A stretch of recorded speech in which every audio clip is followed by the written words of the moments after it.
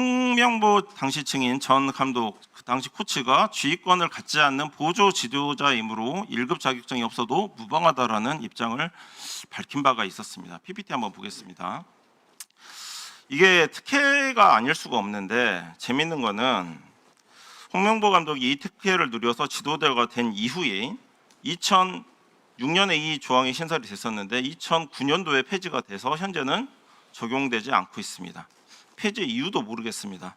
제2의 홍명보가 나오면 그때 또 임시적으로 이런 규정을 만들었다 폐지하면 된다라고 생각을 했는 건지는 모르겠습니다. 다음에 아까 말씀드렸던 보조 지도자 관련된 보조 지도자이기 때문에 1급 자격이 없어도 무방하다라면서 홍명보 감독을 당시 코치로 선임했다라는 그 협회 답변에 대해서 저희가 자료 요구를 해보니까 입장을 물어보니까 다음 PPT 보겠습니다. 보조 지도자라는 직책의 정의나 규정상 근거는 존재하지 않고 그럼 2006년도 당시에 보조 지도자로 홍명보 코치를 발탁한 이유가 뭐냐?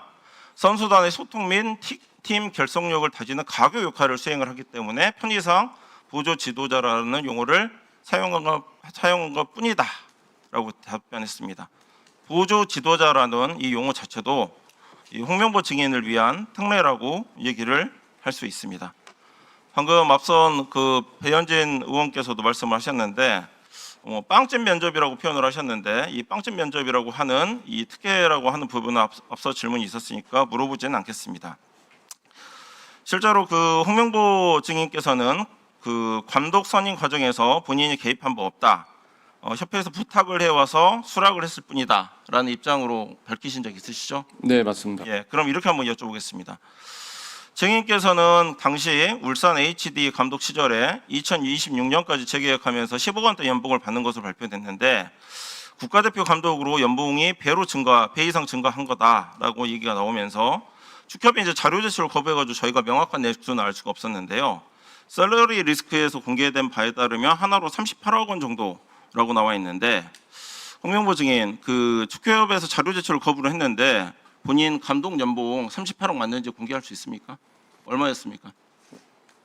일단은 제 그 연봉에 대해서는 상호 밝히지 않는 조항이 있기 때문에 제가 여기서 직접적으로 말씀드리지는 못하겠습니다만은 지금 말씀하시는 38억은 그 정도는 아닙니다. 절대 아닙니다. 훨씬 적습니까? 훨씬 적습니다. 금액을 그냥 얘기해 주시면 안 됩니까? 많은 국민들이 지금 제가 이거를 밝힐 수 없는 조항이 있기 때문에 그 부분 양해 부탁드리겠습니다. 밝히면 뭐 위약금을 물게 돼 있습니까? 예, 뭐 여러 가지 뭐 법적인 조항이 좀 있습니다. 어쨌든 지금 국민들이 지금 다 보고 계신데 밝힐 수 없다는 거죠? 그러면 먼저 금액을 제한한 거는 축구협회인 건 맞습니까? 본인이 제한한 겁니까? 뭐 상호 협의하에 했습니다. 뭐 상호 저는 협의입니까? 네, 뭐 돈 뭐 더 달라고 뭐 그런 거는 안 했습니다. 그래서 제시한 금액이 바로 오늘 이 자리에서만 그 자격증 2급 자격 취득 예외 적용 그다음에 보조 지도자이기 때문에 1급 자격증이 예외적으로 필요 없다. 그래서 선임을 했다. 두 번째. 아까 빵집 면접이라고 하는 세 번째. 그다음에 연봉과 관련해서도 배 이상의 연봉을 받는 것으로 추정되는 언론 보도가 있을 정도로 네 번째 특혜가 있었습니다.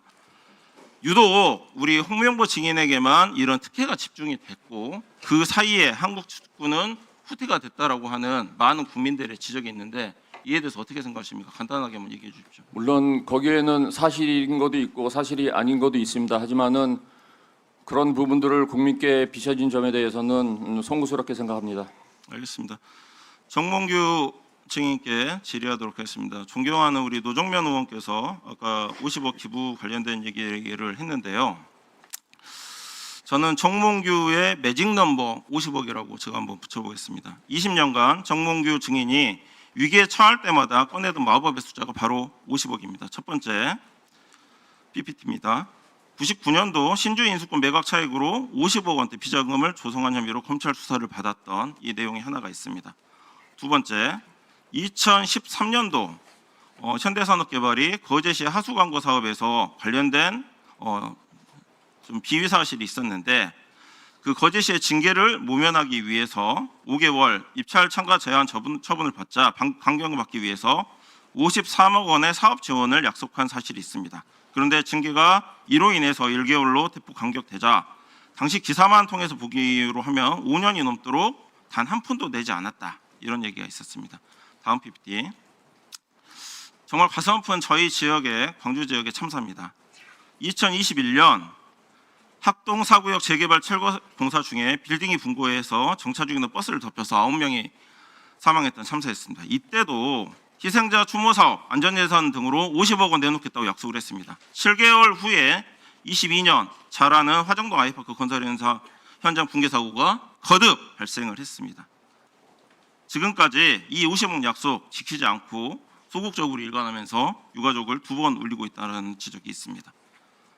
다음, 아까 우리 존경하는 노정면 의원께서 말씀하셨고 증인께서 인정하신 것처럼 사선 권력의 연장을 위해서 축적 기부 50억 한다라고 했는데 이 관련된 내용 이행하지 않았다고 스스로